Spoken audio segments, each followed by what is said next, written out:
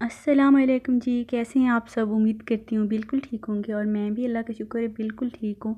زندگی تیرے نام، جیسے کہ آپ جانتے ہیں، یہ زنیرہ خان کا خوبصورت سا ناول ہے۔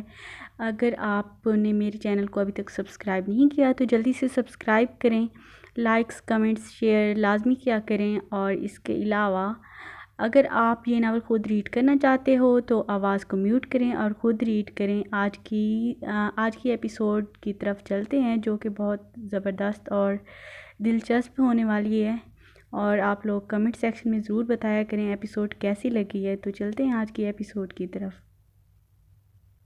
وہ اس نیم روشن کمرے کے دروازے پر کھڑا تھا، گلابی پردوں پر زرد بلب کا جھلملاتا عکس روشنی بکھیر رہا تھا۔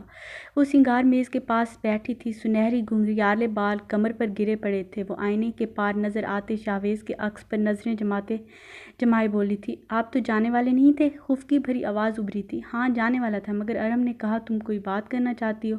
وہ ہاتھ پیچھے باندھے گہری خاموش نظروں سے اسے دیکھتے ہوئے بولا تھا، اب کوئی بات نہیں کرنی، آپ جانا چاہتے ہیں تو چلے جائیں۔ وہ مڑی تھی، چوڑیوں کی چھن چھن کمرے کی خاموشی کو چیرتی ہوئی نگل گئی تھی۔ ٹھیک ہے۔ وہ گہرا سانس لیتا جانے کے لیے مڑا تھا جب وہ بھاگتی ہوئی اس تک پہنچی تھی۔ بازو سے پکڑ کر اس کا رخ موڑا تھا، جلدی سے دروازہ بند کیا تھا۔ صاحب یہ ظلم نہ کریں، جانتے ہیں مجھے سب سے زیادہ ڈر کس چیز سے لگتا ہے؟ شاہویز نے ایک نظر اسے دیکھا تھا، پھر حیرت سے آئی برو اچکائے تھے۔ آپ کے جانے سے، آپ میرے کمرے تک آئے اور مجھ سے بات کیے بغیر، مجھ سے نظریں ملائے بغیر چلے جائیں، یہ مجھے منظور نہیں ہے، اور مجھے اس طرح کی گفتگو پسند نہیں ہے۔ اس کا موڈ بری طرح آف ہوا تھا۔ آپ بیٹھیں گے نہیں؟ وہ پھرتی سے کرسی آگے لے آئی تھی۔ شاہویز نے سرسری نظر اس پر ڈالی تھی، پھر خاموشی سے ٹانگ پر ٹانگ جمائے کرسی پر جا بیٹھا تھا۔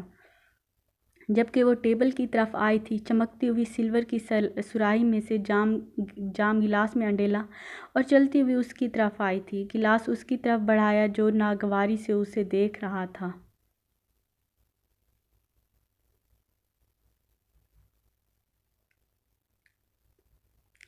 میں یہ نہیں پیتا، اور تم جانتی ہو۔ ہاں لیکن کبھی کبھی تو پینے میں کوئی حرج نہیں ہے۔ وہ آنکھوں میں چمک لیے دلچسپی سے اسے دیکھ رہی تھی۔ شاہویز ہلکا سا مسکرایا تھا اور گلاس اس کے ہاتھوں سے تھام لیا تھا۔ وہ حیرت بھری نگاہوں سے اسے دیکھ رہی تھی جو گلاس ہاتھ میں پکڑے اٹھا تھا اور چلتے ہوئے کمرے کے کونے میں گیا تھا جہاں ڈسٹ بین رکھا ہوا تھا، پھر رکا تھا، ایک نظر اسے دیکھا تھا جو بیڈ کے کونے پر بیٹھی انہماک سے اس کی ایک ایک حرکت کا جائزہ لے رہی تھی۔ اس نے گلاس الٹایا تھا، گلاس لمحے میں خالی ہوا، پھر چلتا ہوا آیا اور گلاس اس کی طرف بڑھایا تھا۔ سمجھو میں نے پی لیا۔ وہ نرمی سے مسکرایا تھا اور آ کر دوبارہ چیئر پر بیٹھا تھا۔ کیا بات کرنی تھی تم نے؟ وہ بولا تھا۔ کوئی ایسا پل بھی ہوا کرے، میں کہوں تو وہ سنا کرے، میری فرصتیں میرے مشغلے سبھی اپنے نام کیا کرے۔ کوئی بات ہو کسی شام کی، کوئی ذکر ہو کسی رات کا، جو سنانے بیٹھوں اسے کبھی، وہ سنے تو سن کے ہنسا کرے۔ جو میں کہوں چلو اس نگر جہاں جگنوں کا ہجوم ہو، وہ پلٹ کر دیکھے میری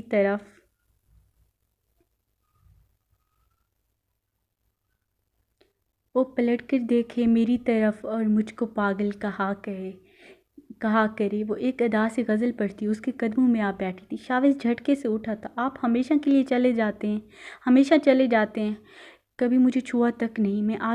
میں کہوں آج کی رات آپ میرے پاس رک جائیں تو مان جائیں گے؟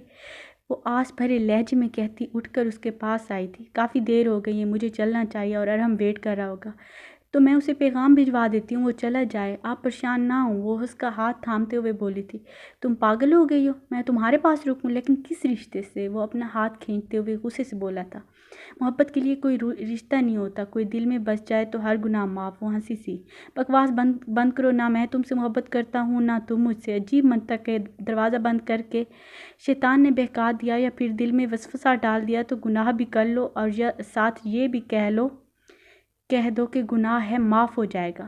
صاحب تو بنا لو نا رشتہ، کر لو نا مجھ سے شادی۔ وہ آنکھوں میں آنسو لے کر التجائیہ لہجے میں بولی تھی، شادی نہیں کر سکتا، لیکن اگر تم اس گناہوں کی دلدل سے نکلنا چاہتی ہو تو مدد کر سکتا ہوں۔ کیسے؟ تمہیں اتنے پیسے دے دوں گا تم عزت سے زندگی گزار سکتی ہو۔ صاحب لفظ عزت ہم جیسی طوائف زادیوں کے لیے ایک تھپڑ ہے۔ کوئی بھی اس معاشرے میں ہمیں عزت سے جینے نہیں دے گا۔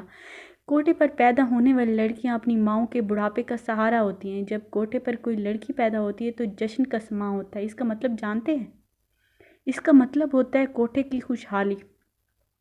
سفید چاندی کے بالوں والی عورتیں مستقبل کی فکر میں گھل رہی ہوتی ہیں۔ جب وہاں کوئی عورت بیٹی پیدا کرتی ہے تو جھریوں سے سجے میک اپ زدہ چہروں پر اطمینان اور بے فکری کی لہر اترتی ہے۔ مستقبل کی فکر ختم۔ یہاں پیدا ہونے والی لڑکی، ہر لڑکی اپنی بدقسمتی اپنے ساتھ لے کر آتی ہے۔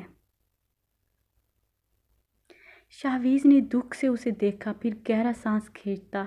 جیب میں ہاتھ ڈال کر اپنا والیٹ نکالا تھا۔ اس میں سے ایک فولڈ کیا ہوا چیک کھینچا تھا۔